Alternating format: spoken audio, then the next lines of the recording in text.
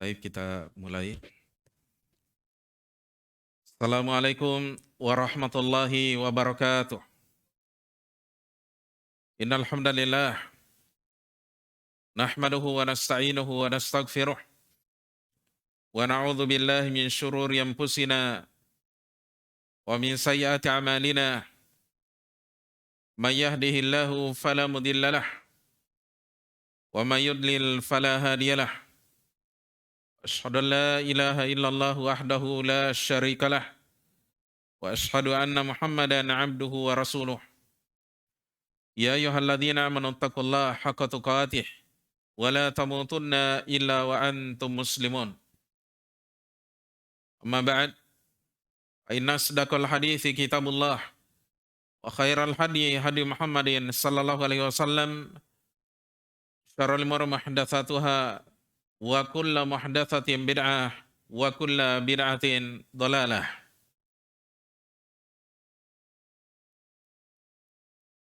Hadirin sekalian yang kami muliakan, alhamdulillah di malam hari yang berbahagia ini kembali kita melanjutkan kajian rutin kita dalam membahas kitab At-Targhib wa Tarhib, sebuah karya tulis yang pernah ditulis oleh seorang ulama yang bernama Al-Hafidh Abdul Azim Al-Mundhiri rahimahullahu ta'ala.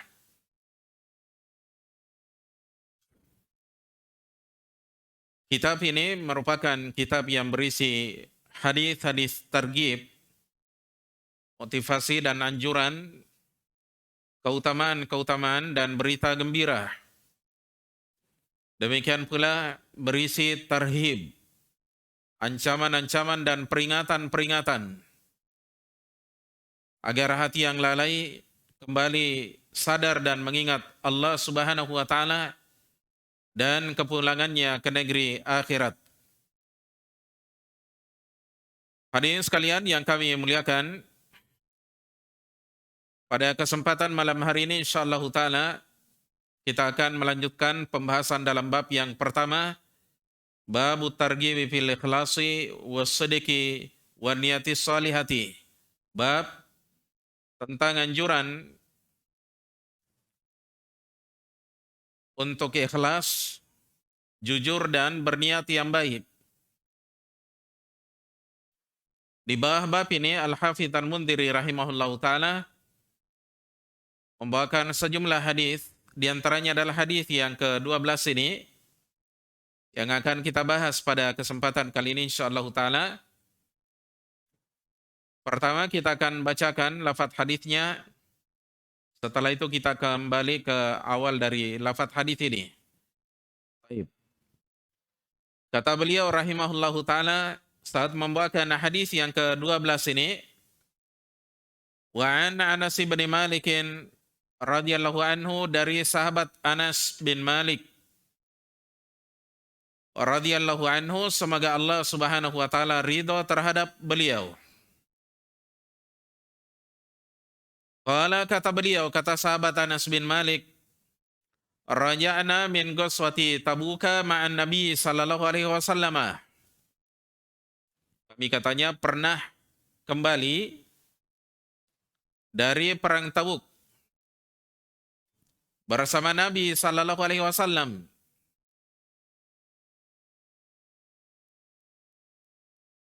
Kami katanya pernah kembali dari perang Tabuk bersama Nabi sallallahu alaihi wasallam.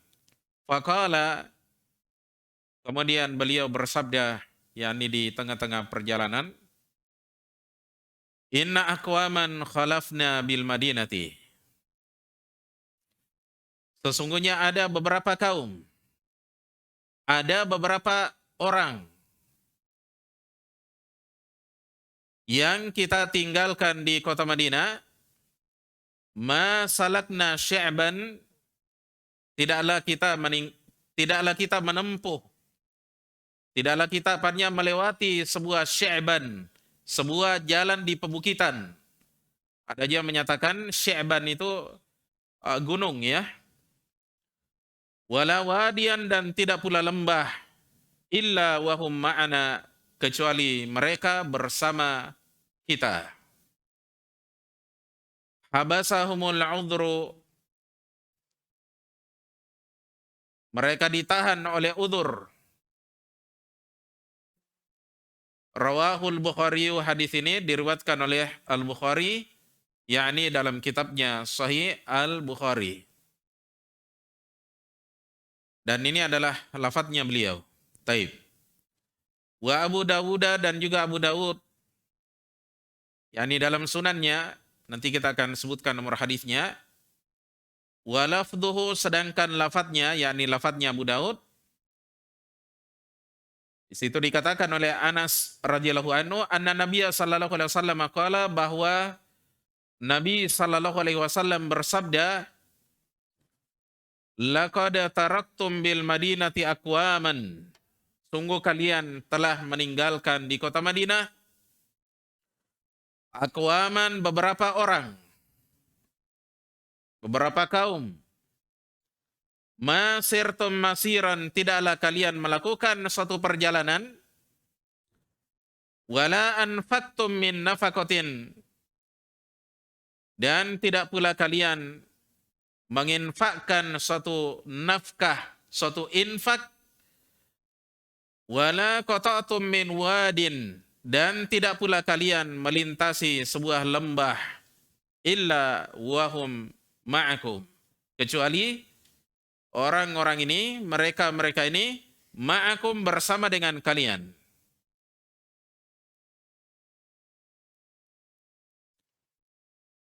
Hadirin sekalian yang kami muliakan, ketika mendengarkan sabdanya Nabi sallallahu alaihi wasallam ini, ada yang bertanya kepada Nabi sallallahu alaihi wasallam, qalu ya Rasulullah, mereka bertanya, wahai Rasulullah, wa kaifa yakununa ma'ana wa hum bil madinati, bagaimana bisa mereka bersama dengan kita sedangkan mereka ada di Madinah? Ya. Jadi katanya, wahai Rasulullah, bagaimana bisa mereka bersama dengan kita sedangkan mereka berada di kota Madinah? Ya. Qala habasahumul maradu, kata Nabi sallallahu alaihi wasallam, sakit telah menahan mereka. Sakit telah menahan mereka. Ini uzurnya mereka ya. Taib. Ini uzurnya mereka sehingga tidak bisa hadir. Hadirin sekalian yang kami muliakan, demikian lafaz hadis yang akan kita kaji lebih mendalam lagi nanti insyaallah taala. Hadis yang ke-12 dari kitab At-Targhib wa At-Tarhib dari sahabat Anas bin Malik radhiyallahu anhu, semoga Allah Subhanahu wa taala ridho terhadap beliau. Baik. Seperti biasanya, metode yang kita gunakan setelah kita bawakan lafaz hadisnya, kita bacakan. Nah, berikutnya kita kembali ke awal dari lafaz hadis ini untuk kita kaji lebih mendalam lagi insyaallah taala. Pertama kita akan jelaskan biografi ringkas bagi sahabat Anas bin Malik, sahabat yang meriwayatkan hadis ini. Kemudian kita akan berikan syarah dan penjelasan supaya kita mengerti apa yang diinginkan oleh Rasulullah sallallahu alaihi wasallam di balik sabdanya ini. Kemudian yang ketiga kita akan jelaskan siapa saja yang meriwayatkan hadis ini. Ya, siapa saja yang meriwayatkan hadis ini. Selain dari Al-Bukhari rahimahullah dan Abu Dawud. Kemudian yang keempat dan terakhir insyaallah taala kita akan memetik beberapa buah faedah dan pelajaran yang bisa kita petik dari hadis yang ke-12 ini. Insyaallah taala. Baik. Kita kembali ke awal dari lafaz hadis ini, kata Al-Hafidz Al-Mundhiri rahimahullahu taala, saat membawakan hadis yang ke-12 ini, wa an Anas bin Malik radhiyallahu anhu, dari sahabat Anas bin Malik radhiyallahu anhu, semoga Allah Subhanahu wa taala ridho terhadap beliau. Anas bin Malik yang dimaksud di sini adalah Anas bin Malik bin Nadhr An-Najjari Al-Ansari. Berasal dari suku Najjar yang merupakan bagian dari suku Ansar, penduduk Madinah. Beliau merupakan salah seorang di antara sahabat yang mulia, punya kedekatan dan hubungan yang spesial bersama dengan Rasulullah sallallahu alaihi wasallam. Beliau digelari dengan khadim Rasulullah sallallahu alaihi wasallam, pembantu dan pelayannya Rasulullah sallallahu alaihi wasallam. Jadi orang tuanya yaitu Ummu Sulaim radhiyallahu anha, ketika Nabi sallallahu alaihi wasallam berhijrah ke kota Madinah, para sahabat mendatangi Rasulullah sallallahu alaihi wasallam, berikan hadiah kepada Nabi sallallahu alaihi wasallam. Di sana ada seorang wanita yang bernama Ummu Sulaim, itulah ibu dari Anas bin Malik, bersedih karena tidak ada sesuatu yang bisa beliau berikan ya kepada Rasulullah sallallahu alaihi wasallam berupa hadiah. Tiba-tiba muncul idenya bagaimana kalau beliau mempekerjakan Anas ya secara sukarela di rumahnya Rasulullah sallallahu alaihi wasallam, untuk membantu Rasulullah sallallahu alaihi wasallam dalam pekerjaan yang bisa dikerjakan oleh seorang anak kecil. Misalnya menyediakan air wudhunya Nabi sallallahu alaihi wasallam, atau belanja kebutuhannya Nabi di pasar misalnya, ataukah menjaga sandalnya Nabi sallallahu alaihi wasallam kalau beliau masuk ke masjid, atau menimpannya, ataukah menemani Nabi sallallahu alaihi wasallam misalnya kalau buang air, karena waktu itu belum ada toilet di dalam rumah. Mereka dahulu kalau buang air pergi ke tempat yang jauh, yang tersembunyi dari pandangan manusia. Bawa sarung, bawa air, bawa timba, ya. Itu biasa dibantu oleh Anas bin Malik. Ya.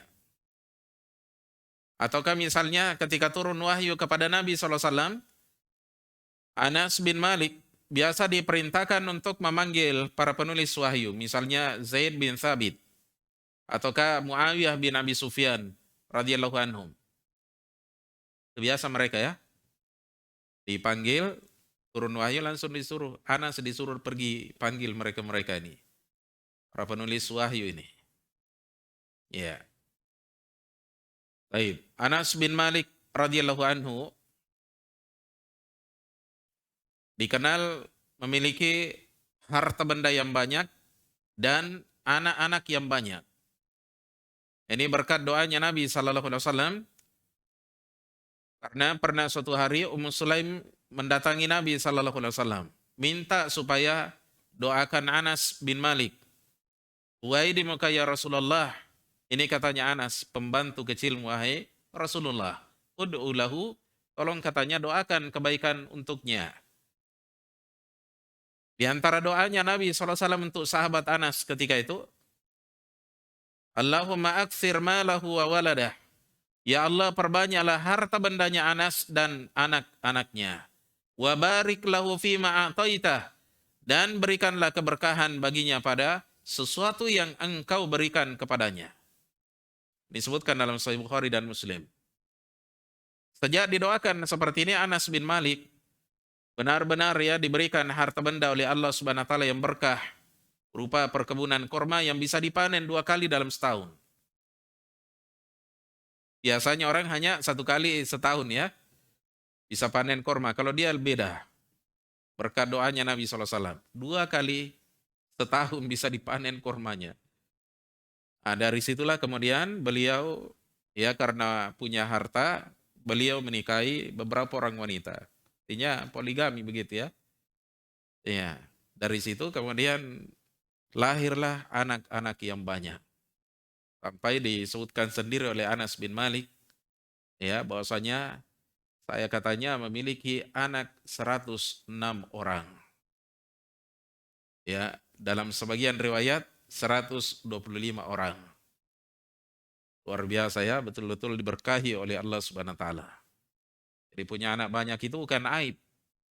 Bahkan itu adalah keberkahan ya yang Allah berikan kepada seorang hamba. Bagaimana kira-kira kalau kita punya anak 5 orang sajalah dan kita didik dengan baik, dia doakan kita, dia lanjutkan perjuangan kita, itu luar biasa. Bagaimana ini 106 orang, 125 orang anaknya, semuanya menjadi orang-orang yang baik. Banyak di antara mereka yang menjadi ulama. Peninggalnya Anas. Ya. Baik. Ini sahabat Anas bin Malik radhiyallahu anhu. Beliau juga diberikan keutamaan oleh Allah Subhanahu wa taala. Selain kedekatannya beliau dengan Nabi SAW, beliau dikenal sebagai sahabat yang banyak meriwayatkan hadis dari Nabi SAW. Karena itu kalau kita membuka indeks hadis yang dikenal dengan Tuhfatul Asyraf, salah satu sahabat yang paling banyak riwayatnya itu Anas bin Malik. Ya, Anas bin Malik. Keutamaan yang lain beliau miliki, beliau mengikuti peristiwa penting dalam sejarah Islam dikenal dengan Perjanjian Hudaybiyah. Ya. Yang di dalamnya juga ada Bai'atul Ridwan. Baiat yang dilakukan di bawah pohon Ar-Ridwan. Ya. Dan mereka yang hadir ini 1.400 orang sahabat dipuji oleh Nabi SAW. Antumul yauma khairu ahlil ardi. Kalian pada hari ini adalah sebaik-baik penduduk bumi. Dipuji oleh Nabi SAW. Baik. Beliau juga mengikuti peristiwa Fathu Mekah, penaklukan kota Mekah, kemudian perang Hunain, perang Taif, dan beberapa peperangan setelah itu. Ini diikuti oleh sahabat Anas bin Malik radhiyallahu anhu. Tapi andaikan beliau tidak punya keutamaan kecuali hanya sebagai pembantunya Nabi SAW yang kesana kemari mengiringi Nabi SAW, itu cukup menjadi keutamaan bagi beliau. Baik, sahabat Anas bin Malik radhiyallahu anhu meninggal dunia pada tahun 98 Hijriah. Konon kabarnya umurnya beliau 92 tahun kalau tidak salah ya. Ada yang menyatakan 100 lebih. Ya, ada perbedaan riwayat dalam hal ini. Wallahu taala alam bissawab. Baik, ini sahabat Anas bin Malik radhiyallahu anhu yang meriwayatkan hadis ini. Kita kembali ke redaksi hadis ini.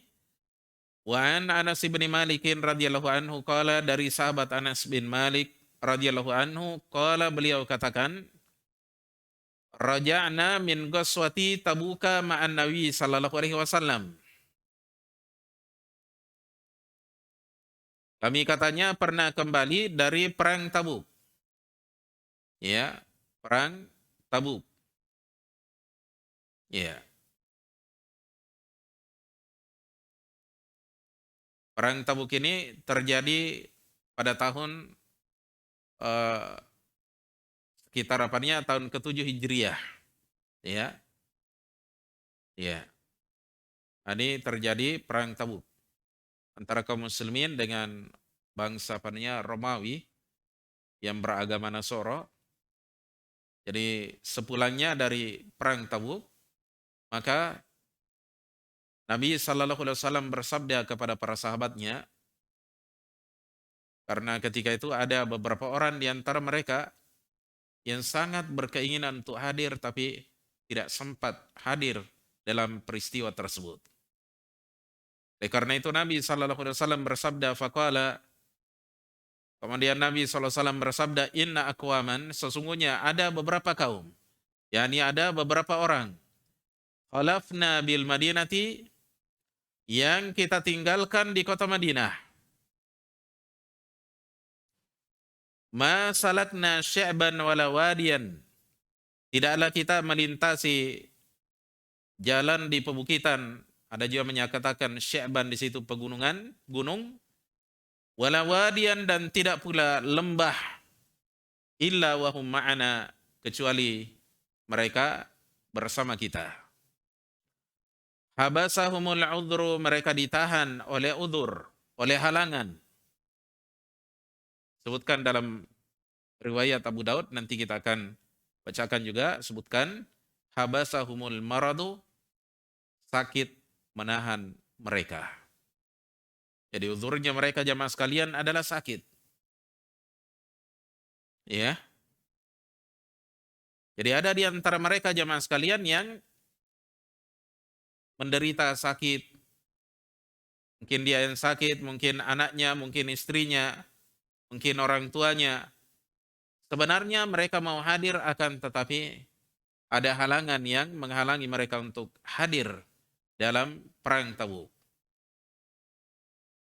Semula mereka ingin hadir jamaah sekalian, akan tetapi uzur-uzur yang seperti ini, halangan-halangan yang seperti ini menghalangi mereka untuk hadir dalam peristiwa penting tersebut. Padahal ini merupakan salah satu perang besar,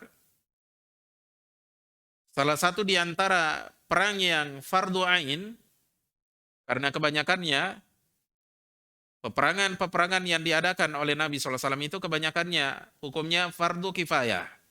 Tapi karena ini adalah perang, di situ ada istinfar, ada perintah, ada komando dari Nabi SAW untuk semua keluar.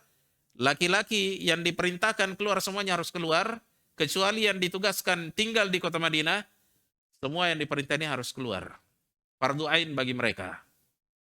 Karena konon kabarnya kerajaan Romawi ketika itu menyiapkan pasukan yang sangat besar ingin menyerang kaum muslimin.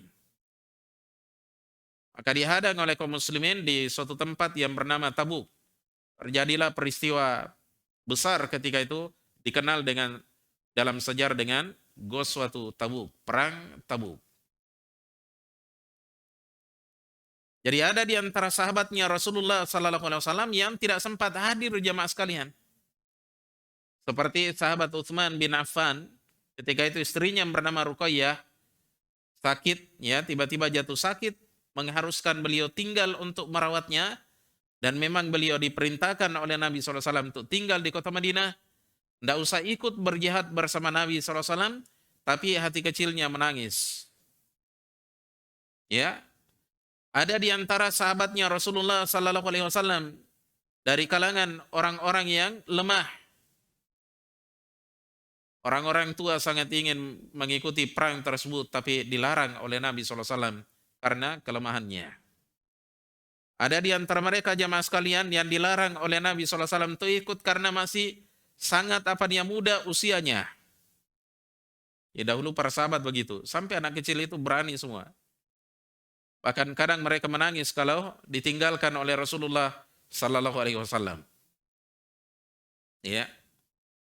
Ada juga di antara mereka jemaah sekalian yang mengalami penyakit, ya, misalnya pincang, kakinya mungkin ya lahir seperti itu, atau mungkin pernah kecelakaan akhirnya kakinya buntung misalnya, akhirnya mereka tidak bisa ikut bersama Nabi Sallallahu Alaihi Wasallam.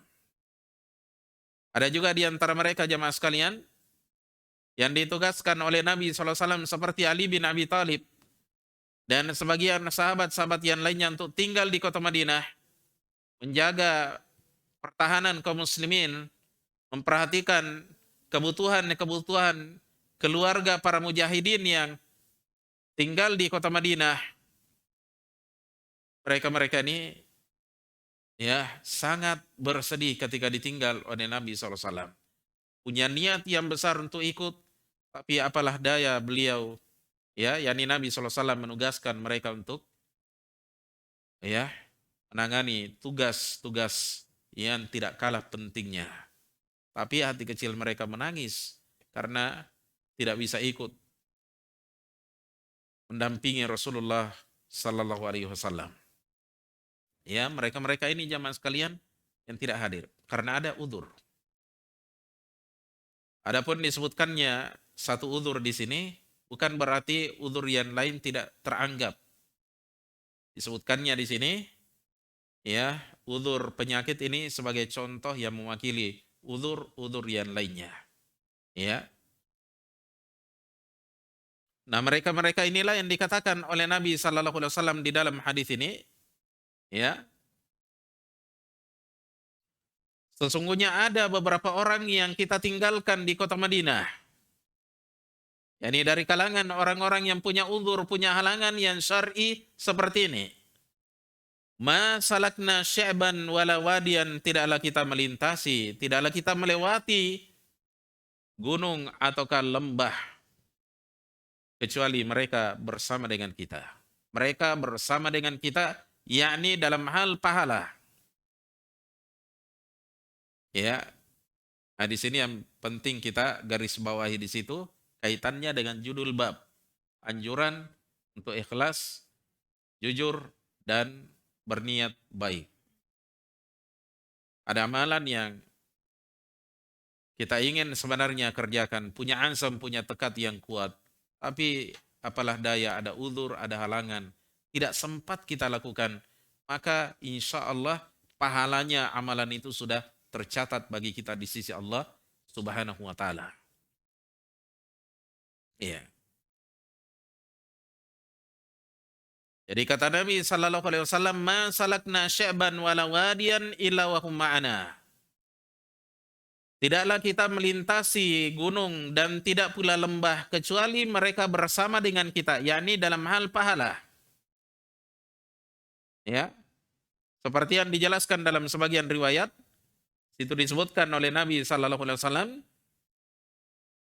ya, dalam sebuah hadis yang diriwayatkan oleh Imam Muslim dalam sahihnya, illa syarakukum fil ajri, kecuali mereka menyertai kalian dalam hal pahala. Illa syarakukum fil ajri, kecuali mereka itu menyertai kalian dalam hal pahala. Badannya tidak ada jamaah sekalian, tapi jiwanya mereka menyertai para sahabat. Niat dan tekadnya mereka bersama dengan Nabi SAW dan pasukan yang lainnya. Ingin hadir jamaah sekalian, tapi apalah daya karena ada halangan, sakit, atau ada uzur-uzur yang lainnya. Ya, maka orang-orang yang seperti ini jamaah sekalian akan mendapatkan pahala karena sudah ada niat dan tekad yang kuat untuk hadir bersama Nabi SAW dalam jihad. Tapi ya, ada uzur, ada halangan yang menghalanginya. Ya. Nah, ini di sini tampak bagi kita jemaah sekalian pentingnya menghadirkan niat. Ya. Pentingnya apa? Menghadirkan niat dalam suatu amalan. Sama dengan kita misalnya dalam keseharian kita punya kebiasaan untuk menghadiri sholatul jamaah, tiba-tiba kita jatuh sakit. Ya, dengar adzan kadang kita sedih.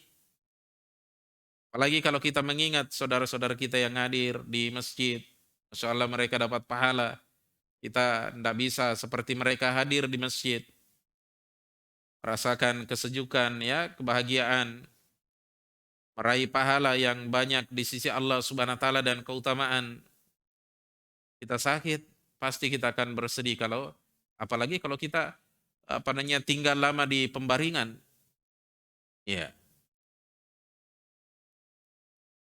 Tapi dengan niat yang seperti ini, kita punya kebiasaan, ya, lalu kita tinggalkan karena ada uzur, insya Allah setiap kali ada sholat jamaah dikumandangkan di masjid yang biasa kita hadiri, maka setiap kali itu pula kita akan mendapatkan pahala sholatul jamaah.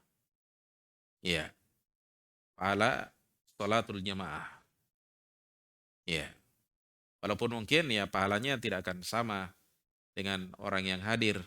Karena pahala itu kan ada dua. Pahala atas niat dan pahala atas perbuatan. Bedakan itu. Sama-sama mereka dapat, tapi satunya dapat pahala niat, ya, cuma pahala niat. Yang satunya lagi pahala niat dan juga pahala amalan, perbuatan. Ya. Oleh karena itu juga dalam jihad, orang-orang yang seperti ini memang dia dapat pahala karena ada uzur, tapi pahala yang dia dapatkan tidak akan sama dengan pahala yang didapatkan oleh orang yang hadir di medan perang. Ya. Karena itu Nabi SAW bersabda dalam hadis yang lainnya, dalam sebuah hadis yang sahih, ya, al-ajru ala qadril masyaqqah. Pahala itu berdasarkan kadar ya kesulitan. Orang yang hadir dengan orang yang tidak hadir jelas beda ya kesulitan yang dia rasakan. Ya, tapi insya Allah sama-sama dapat pahala. Ya, sama-sama dapat pahala. Cuma pahalanya orang yang langsung mengerjakan suatu amalan tentunya lebih daripada apa yang didapatkan oleh orang yang tidak sempat hadir karena ada uzurnya.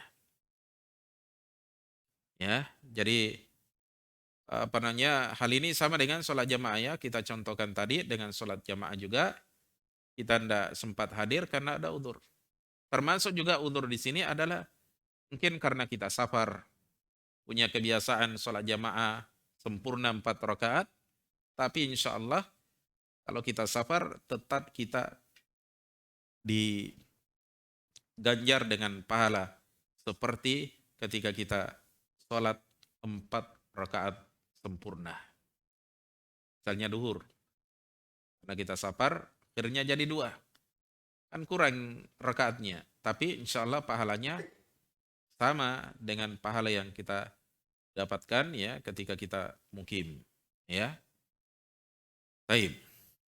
Atau mungkin kita ketiduran, kita sudah berusaha untuk bangun, sudah pasang bel, tapi lagi-lagi rasa ngantuk mungkin terlalu berat karena seharian misalnya kita kerjanya juga berat ya, misalnya bangun salat subuh misalnya, tiba-tiba kita bangun orang sudah pulang dari masjid, tapi sebenarnya kita sudah berusaha, sudah pasang bel, kadang-kadang belnya berulang kali situ ya, jam sekian pada menit sekian, jam sekian pada menit sekian, kadang kita kecolongan, tapi kita sudah berusaha. Salah niat seperti ini ya akan kita dapatkan pahalanya insya Allah. Ya. Atau misalnya ada orang lupa. Ya, ada orang lupa misalnya. Lupa kalau waktu sholat asar misalnya. Dia kira sudah sholat asar, padahal tadinya dia sholat duhur. Ya, dia santai-santai sibuk bekerja atau mungkin ada tamunya. Nanti orang pulang dari sholat jamaah baru dia sadar, tadi ini saya tidak ke masjid. Jam berapa sekarang? Lihat jam ternyata sudah lewat. Oh ini jam sholat asar ya. Baik. Kadang ada keadaan seperti ini. Baik. Jadi kita kembali ke hadis ini, kata Nabi SAW, inna aqwaman khalafna bil madinati. Sesungguhnya ada beberapa kaum, yakni ada beberapa orang yang kita tinggalkan di kota Madinah. Ma salakna sya'ban wala wadiyan. Kita tidaklah melintasi sebuah gunung dan tidak pula lembah kecuali mereka bersama dengan kita. Habasahumul udhru. Mereka ditahan oleh uzur, oleh halangan. Rawahul Bukhari, hadis ini diriwayatkan oleh Al-Bukhari, artinya hadisnya sahih. Nanti kita akan sebutkan di nomor berapa. Wa Abu Dawud dan juga Abu Daud, yakni dalam sunannya. Wa lafdhuhu, sedangkan lafadznya Abu Daud adalah kata Anas, anna Nabiya sallallahu alaihi wasallam qala, bahwa Nabi sallallahu alaihi wasallam bersabda, laqad taraktum bil madinati aqwaman. Sungguh kalian telah meninggalkan di kota Madinah beberapa kaum, yakni beberapa orang. Masirtum masiran, tidaklah kalian melakukan satu perjalanan, wala anfaqtum min nafaqatin, dan tidak pula kalian ya mengeluarkan infak, ya menginfakkan suatu infak, yakni dalam jihad ya, beli pedang, beli panah, beli ini, beli kuda, kemudian dipakai pergi perang. Wala qata'tum min wadin, dan tidak pula kalian melintasi suatu lembah, illa wahum ma'akum, kecuali mereka bersama kalian, yakni dalam hal pahala. Ya, kalian dapat pahala karena kalian capek melakukan perjalanan, dan orang-orang yang ada udurnya ini pun sebenarnya ingin seperti kalian. Kalian dapat pahala, mereka juga akan dapat pahala. Kalian berkorban mengeluarkan harta benda, kalian infakkan harta benda kalian, membeli peralatan perang, kendaraan perang, beli makanan untuk dimakan di dalam perang. Sebenarnya saudara-saudara kalian yang tertinggal di kota Madinah sama seperti kalian, cuma mereka terhalang oleh suatu udzur atau halangan, sakit. Maka kalian dapat pahala, mereka insya Allah juga dapat pahala. Ya, kalian dengan susah payah melintasi lembah, naik turun gunung, ya, bahkan terkadang kaki luka lecet, kalian menderita. Sebenarnya saudara kalian di kota Madinah yang terhalang ini juga ingin seperti kalian. Kalau kalian dapat pahala, mereka juga dapat pahala. Ya, jadi luar biasa dia, ya. Baik. Kalau ya Rasulullah, para sahabat bertanya, ya, mereka bertanya, ya Rasulullah, wahai Rasulullah, wa kaifa yakununa ma'ana wa hum bil Madinati? Bagaimana bisa mereka bersama dengan kita sementara mereka berada di kota Madinah? Artinya jasadnya mereka ada di kota Madinah, ya. Bagaimana bisa mereka bersama dengan kita? Jadi para sahabat itu orangnya apa ya? Polos begitu, ya. Eh, apa namanya? Kalau mendengarkan ucapan mereka memahami lahiriannya. Tidak kemudian membuat kemungkinan, oh mungkin begini maksudnya Nabi, oh mungkin begini maksudnya Nabi SAW. Ya, makanya mereka bertanya kepada Nabi SAW, apa kira-kira maksud dari sabdanya Nabi SAW ini? Kalau kata Nabi SAW, habasahumul maradu, sakit telah menahan mereka. Ya, sakit yang merupakan udzur menahan mereka, menghalangi mereka untuk hadir dalam perang Tabuk. Ya, tapi mereka ini bersama dengan kalian dalam pahala. Ya. Hari ini sekalian yang kami muliakan, hadis yang ada di depan kita ini diriwayatkan oleh Al-Imam Al-Bukhari. Hadis yang ke-12 kita bahas ini diriwayatkan oleh Al-Bukhari dalam sahihnya pada nomor hadis yang ke-2839. Kemudian Abu Dawud dalam sunannya pada nomor hadis yang ke-2508. Al-Bukhari sebenarnya meriwayatkan juga dalam tempat yang lain, ya. Cuma tidak sempat saya sebutkan.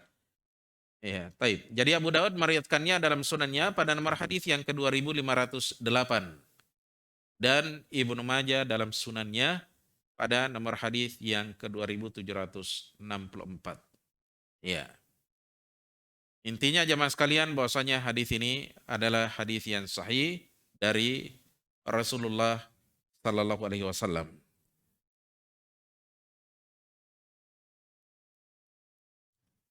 Sudah masuk Isya?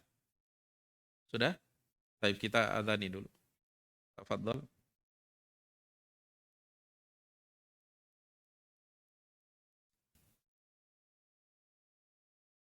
Selanjutnya kita akan menukilkan beberapa buah fawaid, beberapa buah faedah dari hadis yang ke-12 ini.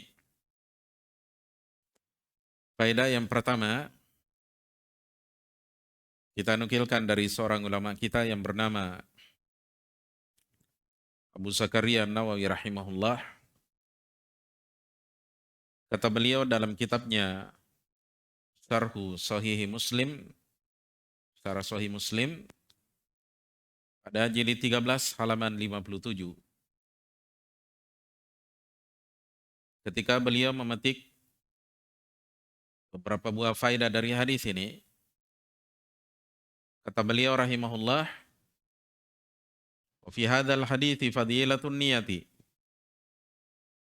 Di dalam hadis ini kata beliau terdapat keutamaan niat dalam kebaikan. Ya, keutamaan berniat dalam kebaikan.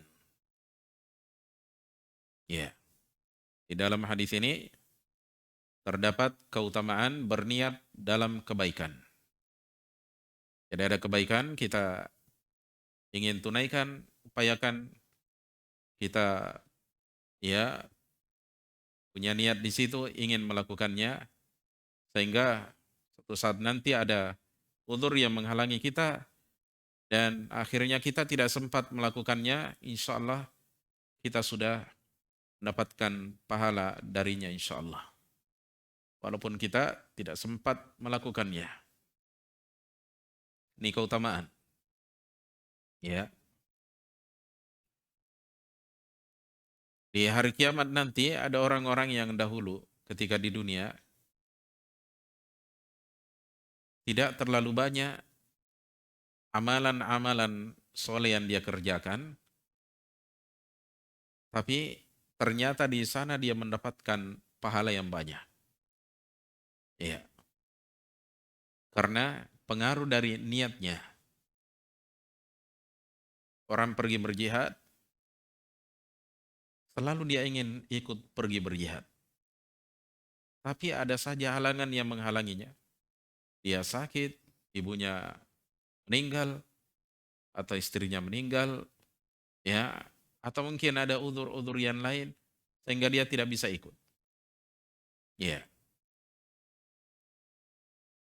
Dia melihat jamaah haji berangkat setiap tahunnya untuk melaksanakan haji. Dan dia sangat berkeinginan, dia berusaha menabung ya, menyisihkan sebagian hartanya untuk dia pakai pergi berhaji. Bahkan dia sudah daftar dirinya sejak berapa tahun yang silam, tapi belum juga berangkat karena masih kurang dananya, setorannya masih kurang. Setiap kali dia melihat jamaah haji berangkat, dia bersedih. Orang seperti ini, insya Allah setiap tahun dia dapat pahala haji.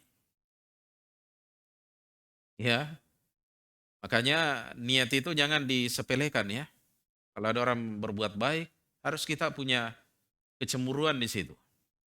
Orang kaya bikin masjid, Masya Allah. Saya sebenarnya juga mau bikin masjid, cuma apalah daya tidak ada harta. Saya cuma bisanya 100.000, 200.000, 500.000. Saya ingin sebenarnya satu masjid, tapi ya tidak ada kemampuan. Ya, jadi dia sudah punya keinginan, berusaha cari harta, tapi Allah batasi hartanya. Allah takdirkan seperti itu rezeki yang Allah berikan kepadanya. Akhirnya apa yang dia keluarkan untuk pembangunan masjid ya sebatas kemampuannya. Dia ingin sebenarnya membangun masjid itu sendirian. Maka orang yang seperti ini jamaah sekalian, nanti di hari kiamat diberikan pahala membangun satu masjid sempurna. Itu pengaruh niat, utama niat ya. Baik. Kemudian faidah yang kedua beliau sebutkan di sini, kata Nawawi rahimahullah, masih dalam syarah Sahih Muslim jilid 13 halaman 57, man nawal ghaswa wa ghairahu minat ta'ati, barang siapa yang meniatkan ikut berperang atau keamalan yang lainnya di antara amalan-amalan ketaatan, fa'arada lahu udhrun mana'ahu, lalu ada udzur, ada halangan yang merintangi dirinya, hasolalahu thawabu niyati, maka ya tercatat baginya pahala niatnya. Ya, pahala apanya? Pahala niatnya. Walaupun pahala amalannya tentunya tidak ya, karena dia tidak beramal. Tapi pahala niat. Ya. Jadi udzur apa saja? Entah itu penyakit, entah itu musibah, atau mungkin ada uzur-uzur yang lain, dia lupa, dia ya pergi ke suatu tempat, orang pergi berjihad, dia ketinggalan karena pergi pulang kampung misalnya, kebetulan dia pergi ziarah ke keluarganya, orang di belakang siap-siap pergi perang, bahkan sudah berangkat, dia kemudian baru datang. Ya, sampai misalnya di kota Madinah, orang berangkat, dia dengar berita, dia kecewa sekali. Kan kecewa karena marah tidak ya, tapi karena ya luput dari keutamaan yang besar. Orang yang seperti ini insya Allah akan tercatat baginya pahala niatnya. Sekalipun dia tidak ikut perang, sudah tercatat pahala jihad baginya. Iya. Baik. Faidah yang berikutnya masih dari An-Nawawi rahimahullah dalam kitabnya Syarah Sahih Muslim jilid 13 halaman 57 masih sama tadi. Baik. Kullama aktsar minat ta'assufi ala fawati dzalik. Setiap kali seorang hamba memperbanyak rasa penyesalan terhadap karena luputnya hal itu, yakni amalan-amalan ketaatan itu, karena luputnya hal itu, ya, misalnya luput dia ikut jihad, ya, perang bersama Nabi SAW. Baik.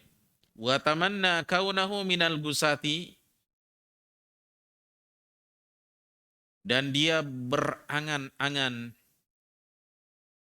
ingin bersama dengan pasukan para pasukan, ya, wa nahwihim, dan ya orang-orang yang semisal mereka, yang ikut perang, ya, misalnya dokter, relawan, ya, kathura thawabuhu, maka setiap kali itu pula pahalanya membanyak. Maka setiap kali itu pula pahalanya membanyak. Ya. Jadi dia orang berangkat, dia bayangkan kaum muslimin, ya, melakukan perjalanan dengan susah payah, setiap langkahnya dicatat oleh Allah Subhanahu wa taala. Setiap langkahnya menjadi sebab ampunan terhadap dosa-dosanya. Setiap langkah mereka dalam jihad jadi sebab derajatnya diangkat nanti di dalam surga oleh Allah Subhanahu wa taala. Ini yang dia bayangkan, semakin bersedih dia. Makanya di zamannya Nabi SAW ada di antara sahabat itu yang menangis ketika pasukan sudah berangkat. Karena tidak bisa hadir. Dia tidak punya kendaraan juga. Sementara jarak perjalanan yang ditempuh oleh Nabi SAW kadang sampai ribuan kilometer. Orang seperti ini tidak mungkin akan hadir. Ya, jarak perjalanan, ya, terlalu jauh. Nabi SAW kadang melarang sebagian sahabat untuk ikut. Mereka-mereka yang tidak punya kendaraan, akhirnya mereka ini jamaah sekalian, kadang mereka pun menangis ketika mereka melihat para sahabat sudah berangkat. Itu diabadikan di dalam Al-Quran. Ya. Jadi mereka ini bersedih jamaah sekalian. Tafidhu minad dam'i hasanan. Ya, air mata mereka bercucuran karena sedih. Yani sedih tidak bisa ikut bersama Nabi sallallahu alaihi wasallam. Tidak ada kendaraan yang bisa mengangkut mereka dalam perang. Akhirnya mereka bersedih. Tangis mereka. Ya. Baik. Hadirin sekalian yang kami muliakan, faedah yang berikutnya kita nukilkan dari seorang ulama yang bernama Faisal bin Abdul Aziz Al-Huraimili rahimahullahu taala. Di dalam kitabnya Tatri Suryadis Solihin,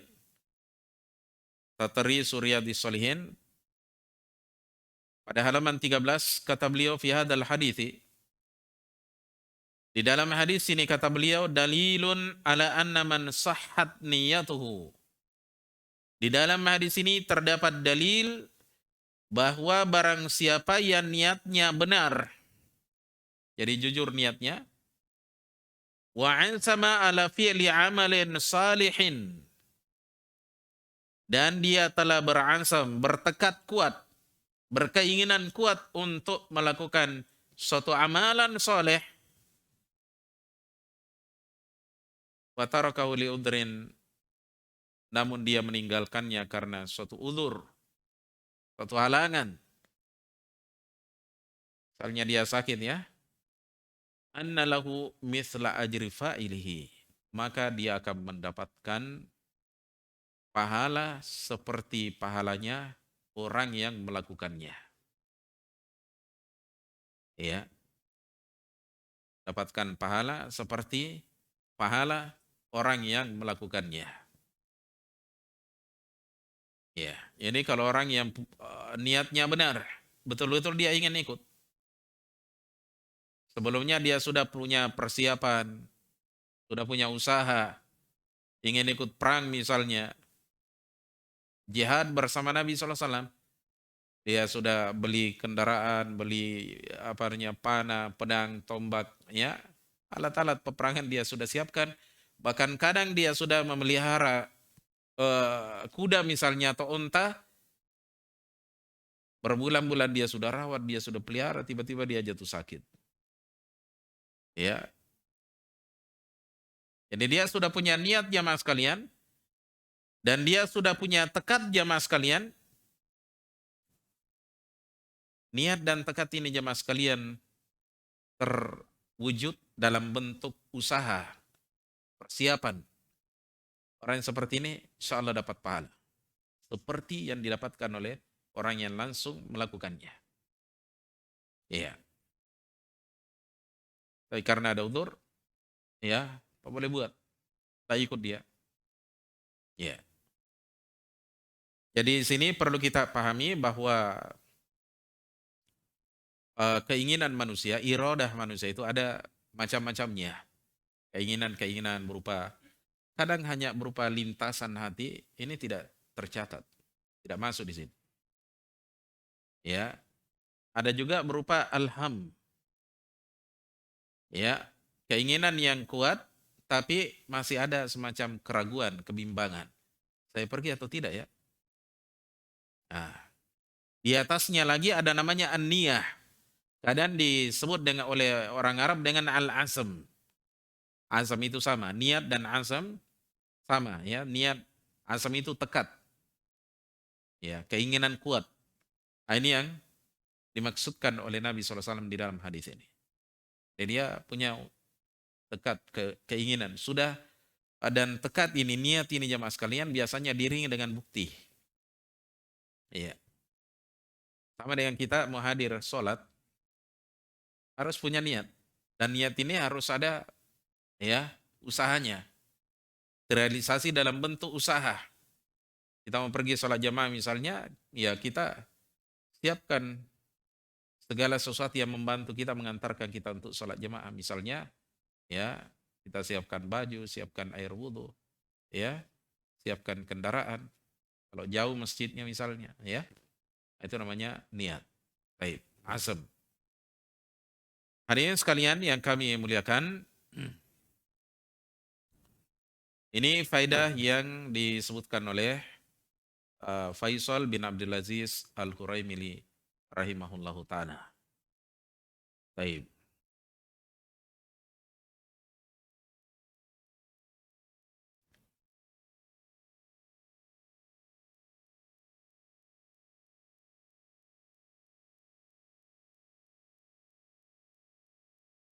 Faedah yang berikutnya,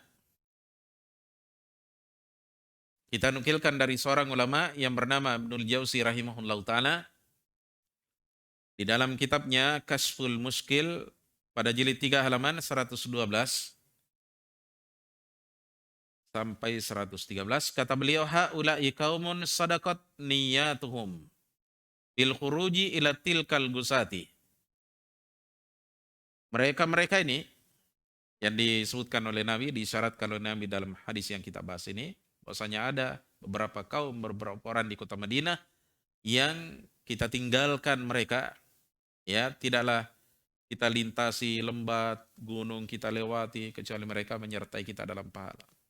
Nah, mereka ini kata Ibnul Jauzi rahimahullah adalah kaum yang jujur niatnya, benar niatnya untuk keluar menuju perang tersebut.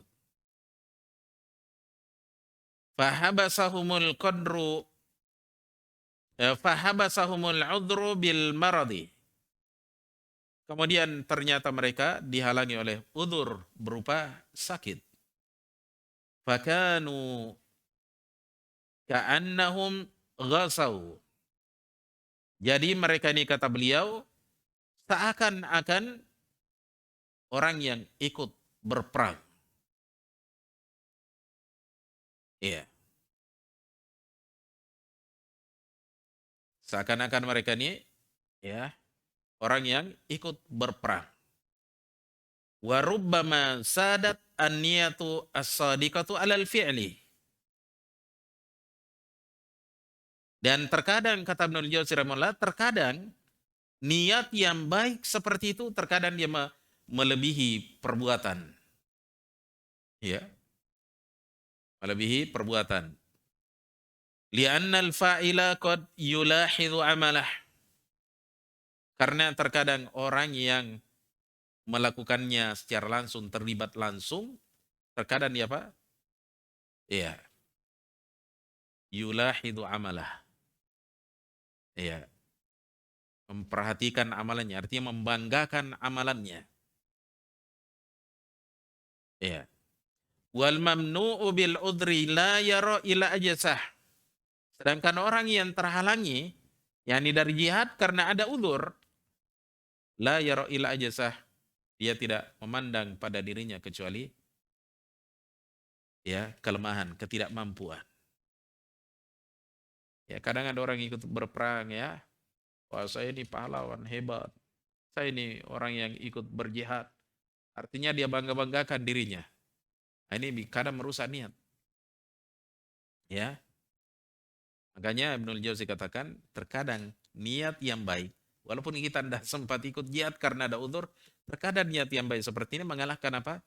Perbuatan. Keterlibatan seseorang langsung dalam jihad. Ya. Kenapa? Karena orang yang terlibat langsung terkadang apa? Membanggakan amalannya. Sedangkan orang yang tidak ikut ini karena ada udzur, tidak memandang ya pada dirinya kecuali ketidakmampuan ya, kelemahan untuk hadir dalam jihad. Justru dia kadang bersedih, menangis dia kalau tidak ikut. Ditinggal oleh pasukan. Ya. Baik.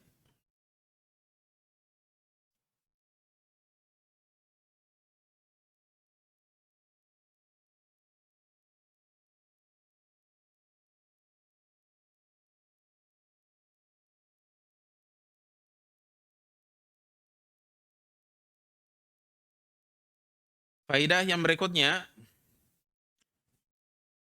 kita nukilkan dari seorang ulama yang bernama Al-Aquli, Ain panjang ya, kemudian Qaf, Al-Aquli. Beliau berkata dalam Syarhul Masabih, seperti yang dinukilkan di sini, saya nukilkan dari Ibnu Allan dalam kitabnya Dalilul Falihin. Baik. Kata Al-Aquli rahimahullah dalam kitabnya Syarhul Masabih, kata beliau, hada dalilun ala annahum syuraka'u fil ajri. Nah, di sini kata beliau merupakan dalil bahwa mereka ini, yakni antara orang yang pergi perang dengan orang yang tertinggal karena ada udzur, syuraka'u fil ajr. Orang-orang yang bersekutu dalam pahala. Dia sama-sama dapat pahala. Wa anat tasawi aidan, dan juga menunjukkan tentang kesamaan di antara mereka juga. Ya, dan juga kesamaan di antara mereka. Artinya kesamaan pahala. Ya, walaupun beliau nanti akan terangkan ya sisi perbedaannya ya. Kita dengarkan dulu kata beliau. li'annahu idza qala ar-rajulu li sahibihi hadza li wa laka humila 'alal musawati. Karena apabila seseorang berkata kepada temannya, misalnya dia katakan, hadza li wa laka. Ini untuk saya dan Anda. Humila 'alal musawati, maka ucapan ini diarahkan kepada al-musawat, kesamaan. Ada orang bilang, ya, uang ini untuk Anda 100 juta. Apa untuk kalian? Misalnya ada 3 orang. Ya, lahiriannya sama. Iya. Misalnya ada kegiatan panitia. Ya, ada ketuanya, ada sekretarisnya, ada bendaharanya, ada seksi-seksinya. Ada yang banyak jasanya, ada yang kurang jasanya, ada yang akan mungkin ya sedikit sekali jasanya dalam kegiatan itu. Tapi ada orang bilang ini 100 juta untuk kalian. Apakah kemudian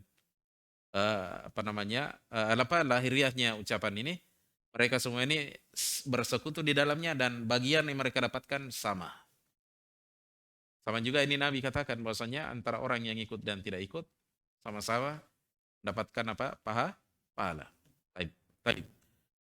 Walidzalika tuj'alud daru bainahuma nisfaini. Oleh karena itu dijadikan bagian di antara keduanya nisfaini, separuh-separuh. Illa annahu yustadalu bi qaulihi ta'ala, hanya saja dijadikan dalil. Ya, firman Allah Subhanahu wa taala yakni untuk membedakan antara orang yang ikut dengan orang yang tidak ikut. Ya. Hanya saja dijadikan dalil firman Allah Subhanahu wa taala yaitu dalam surah An-Nisa pada ayat yang ke-95 di mana Allah Subhanahu wa taala berfirman, la yastawil qa'iduna, tidak akan sama antara orang yang duduk ya dan orang-orang yang berjihad. Ya. Tidak akan sama ya.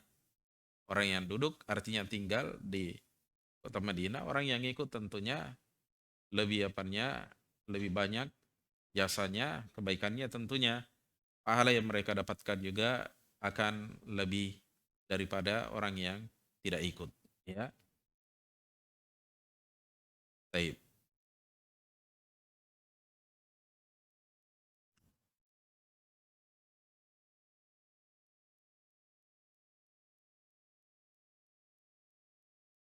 Carikan dulu faedahnya.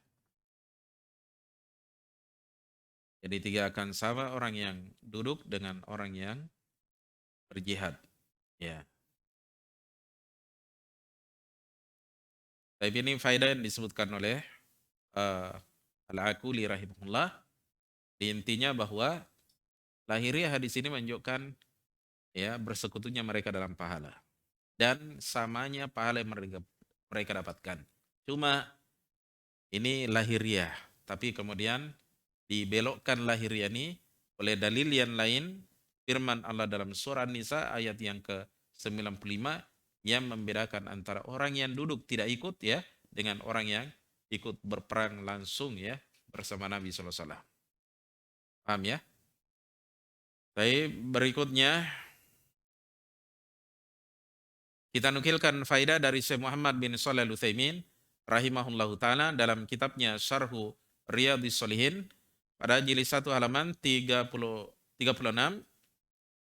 Kata beliau rahimahullah, fal mutamanni lil khairi wal harisu alaih,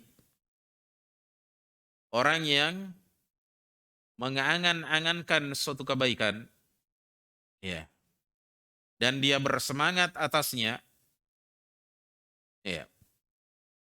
In kana min 'adatihi annahu kana ya'maluhu, jika di antara kebiasaannya bahwa dia biasa melakukannya ya, jika di antara kebiasaannya ya bahwa dia terbiasa melakukannya, walakinnahu habasuhu anhu habisun, akan tetapi ada penghalang yang menghalanginya dari amalan itu, ya dari kebaikan itu, kutiba lahu ajruhu kamilan, maka akan dituliskan baginya pahala amalan kebaikan itu secara sempurna. Ini kalau menjadi kebiasaannya. Misalnya ada orang kebiasaannya sholat jamaah. Ya, kebiasaannya sholat jamaah. Ya. Setiap kali dengarkan adzan pasti dia ke masjid. Bahkan dia meyakini itu adalah kewajiban seorang laki-laki muslim yang mukallaf. Tiba-tiba suatu hari sakit perutnya, sudah berwudu, sudah pakai baju, tiba-tiba sakit perutnya. Sudah dicatat baginya pahala sholat berjamaah secara sempurna. Ya, pahala niat tentunya. Baik. Catat. Kalau ini menjadi kebiasaannya. Tapi kalau bukan kebiasaannya, ya, dia hadir sholat berjamaah. Nanti kalau enak perasaannya, kalau ada lagi waktu ya, lagi santai. Seperti sebagian orang ya, pulang kerja misalnya jam 5, pulang rumahnya, mandi, bersih-bersih. Ya, kalau lagi enak, perasaannya, lagi santai, lagi gembira, dia hadir. Ya, artinya lagi moodnya lagi ini ya, istilahnya orang, hadir dia. Tapi kalau lagi pegal-pegal, lagi ini ya, lagi malas, lagi ada masalah di kantor, dia tidak pergi ke masjid. Berarti ini orang yang tidak punya kebiasaan sholat berjamaah. Nanti maunya dia hadir, baru hadir. Bukan menjadi kebiasaannya ya hadir di masjid. Tidak hadir di masjid, tidak enak perasaannya. Ya, ini orang yang punya kebiasaan ya, dia akan dicatat pahalanya. Tapi kalau tidak punya kebiasaan seperti ini, ya sama saja bagi dia mau hadir atau tidak, itu tidak dapat keutamaan pahala sholat berjamaah. Ya, seperti yang didapatkan oleh orang yang punya kebiasaan. Ya. Tapi ya tentunya kalau dia punya azam, punya niat, ya tetap dia mendapatkan kali itu juga. Paham ya? Baik. Tapi kalau dia tidak punya kebiasaan, ya maka ketika dia tidak hadir, ya karena lagi tidak lagi ada masalah misalnya, dia tidak dicatat baginya pahala. Paham ya?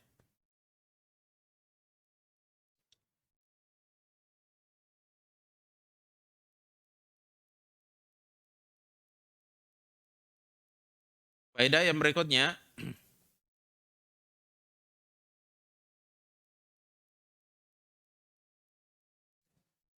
kita nukilkan dari Syekhul Islam Ibnu Taimiyah rahimahullahu taala dalam kitabnya Majmu' Al-Fatawa pada jilid 32 halaman 395, kata beliau, wal batinatu yumkinuhu ayyatiya minha,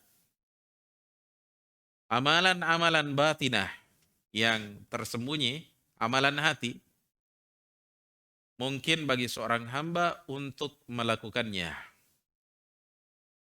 Bi aktsara mimma ya'ti bihi minadh-dhahirati. Melebihi amalan lahiriah yang dia yang mungkin dia kerjakan. Melebihi amalan lahiriah yang mungkin dia akan kerjakan. Iya.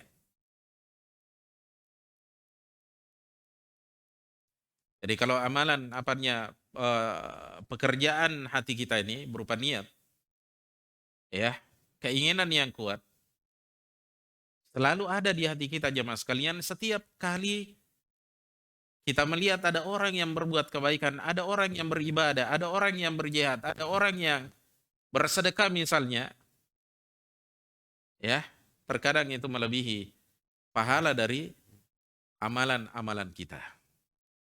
Terkadang melebihi pahala sedekah kita. Paham ya? Saya berikan contoh. Misalnya, ada di antara kita, ya, kadang dia bersedekah. Tapi ya Tidak sering. Karena kehidupannya sempit. Iya. Tapi ketika dia melihat ada orang yang bersedekah, rajin bersedekah, ada di dalam hatinya keinginan yang kuat, andaikan saya bisa seperti dia, saya tidak dikalah sama dia. Maka orang yang seperti ini jamaah sekalian, setiap kali dia melihat ada orang seperti ini, dan setiap kali itu pula ada niat yang kuat untuk ingin seperti mereka, maka dia diberikan balasan pahala niatnya. Makanya Ibnu Taimiyah bilang, terkadang apanya amalan-amalan batin ya mungkin bagi seorang hamba untuk ya melakukannya melebihi dari apa yang dia lakukan berupa amalan lahiriah. Ya, artinya amalan lahiriah terbatas. Tapi amalan batin, amalan hati kita bisa ya setiap kali melihat ada orang yang berbuat kebaikan, punya keinginan yang kuat ingin seperti dia, setiap kali itu pula dia dicatat pahalanya. Paham ya? Ya. Makanya saya bilang tadi nanti di akhirat ada orang kaget. Tiba-tiba dia diperlihatkan pahalanya di sana, dia kaget dari mana ini? Saya tidak pernah begini. Tapi dia lupa bahwa ada pahala niatnya ketika di dunia. Baik.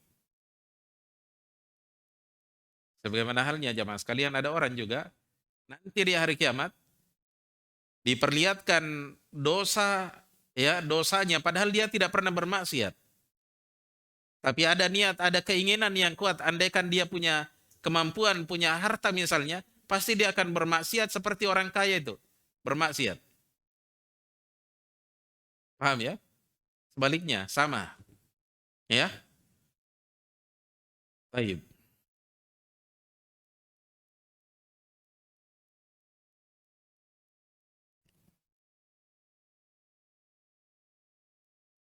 Faedah berikutnya,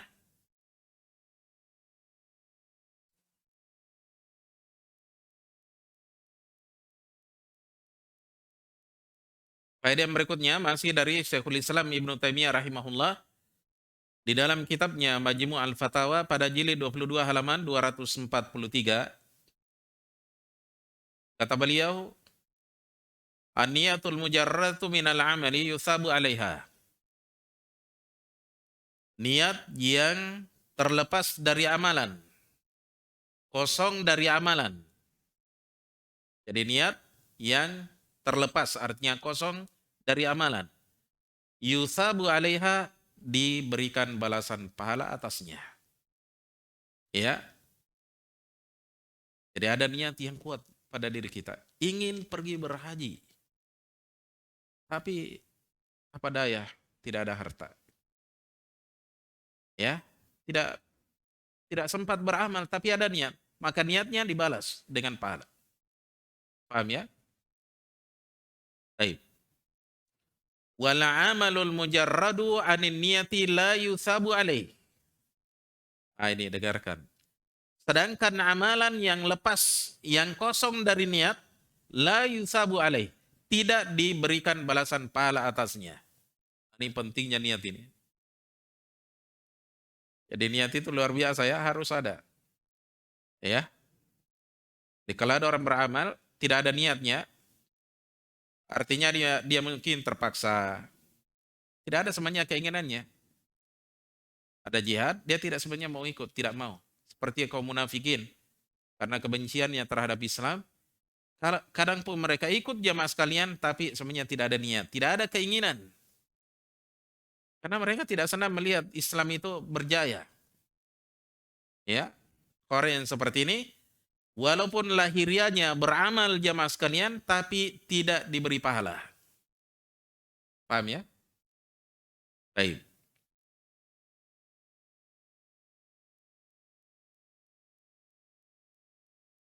Faedah berikutnya masih dari Syekhul Islam Taimiyah. Ya, dalam kitabnya Majmu' al-Fatawa tadi pada jilid 22 halaman 243 kata beliau man nawal khaira wa amila min makdurahu barang siapa yang meniatkan sebuah kebaikan, amalan kebaikan lalu dia mengamalkan sebagian di antaranya sesuai dengan kemampuannya. Wa ajasa an ikmalihi, namun dia tidak mampu untuk menyempurnakannya, kana lahu ajrun ajru amilin, maka dia akan mendapatkan pahala yang orang yang mengamalkannya. Artinya pahala yang sempurna. Ya, pahala yang sempurna. Misalnya ada di antara kita jemaah sekalian sholat berdiri. Mestinya kan kita berdiri ya, wajib kita berdiri kalau sholat menghadap kiblat. Tiba-tiba ya ngilu semua tulang-tulangnya, sakit lututnya ya, mungkin asam uratnya lagi kambuh atau apa ya, terpaksa dia harus duduk. Maka orang yang seperti ini, sekalipun dia tidak bisa melanjutkan berdirinya, sudah dicatat baginya pahala berdiri.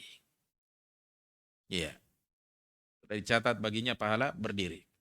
Atau misalnya ada di antara sahabat dahulu ikut perang bersama Nabi SAW. Tiba-tiba di tengah perang ya, sebelum sampai di medan perang, tiba-tiba dia disuruh pulang oleh Nabi SAW. Misal ini. Belum sempat dia menyempurnakan jihadnya, ikut berperang, pulang. Karena ada perintah dari Nabi SAW. Atau mungkin karena dia jatuh sakit, tidak bisa ikut berperang, akhirnya disuruh pulang. Maka orang yang seperti ini jamaah sekalian, sudah mendapatkan pahala amalannya secara sempurna. Karena dia sudah berusaha melangkahkan kakinya, tapi karena ada uzur jamaah sekalian, tetap dicatatkan baginya pahala jihad. Oleh karena itu jamaah sekalian, orang yang seperti ini kasusnya, ketika terjadi selesai perang, ada ghanimah, orang ini tetap dapat ghanimah, walaupun dia tidak sempat ikut perang. Ya.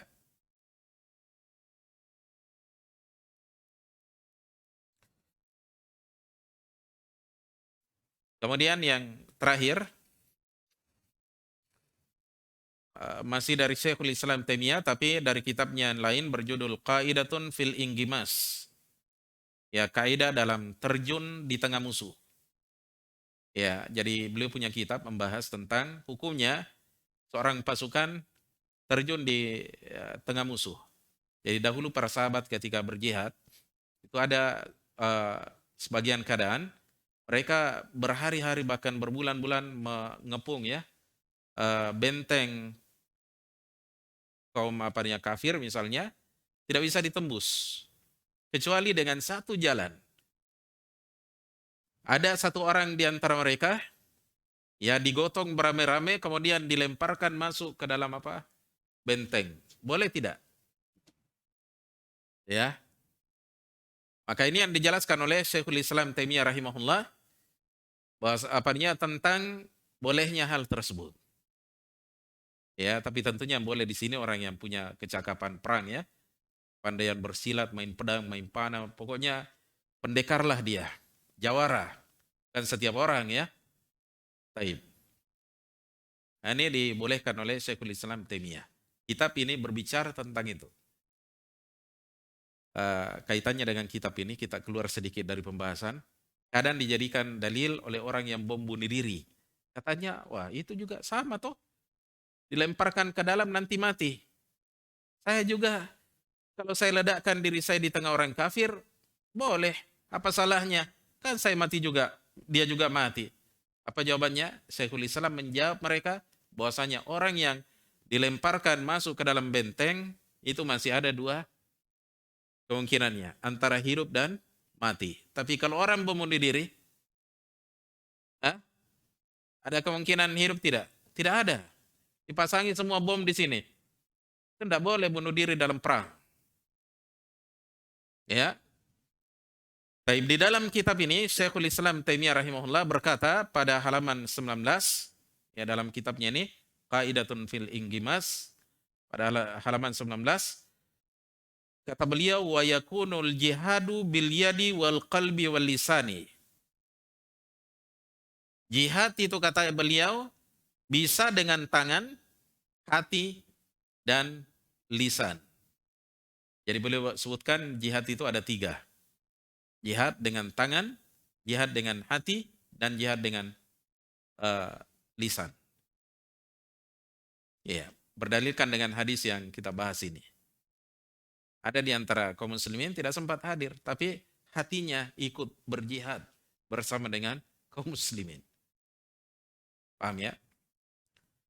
Nah, ini sejalan dengan sabda Nabi Sallallahu Alaihi Wasallam dalam sebuah hadis yang diriwayatkan oleh Abu Daud dalam sunannya dan juga Nasai dalam sunannya, dan hadis ini disahihkan oleh Syekh Al-Albani dari sahabat Anas bin Malik radhiyallahu anhu. Katanya Nabi SAW bersabda, jahidu al-musyrikina bi amwalikum wa anfusikum wa alsinatikum. Ya, berjihadlah melawan kaum musyrikin dengan harta benda kalian, jiwa kalian, dan lisan kalian. Ya, dengan jiwa kalian maksudnya hati kalian, ya. Baik. Hadirin sekalian yang kami lakukan, saya kira demikian apa yang perlu kita sampaikan pada kesempatan kali ini. Mudah-mudahan apa yang kita dengarkan di dalamnya ada pelajaran yang dapat kita catat dan kita amalkan dalam kehidupan kita. Subhanakallahumma bihamdika asyhadu an la ilaha illa anta astaghfiruka wa atubu ilaik. Assalamualaikum warahmatullahi wabarakatuh.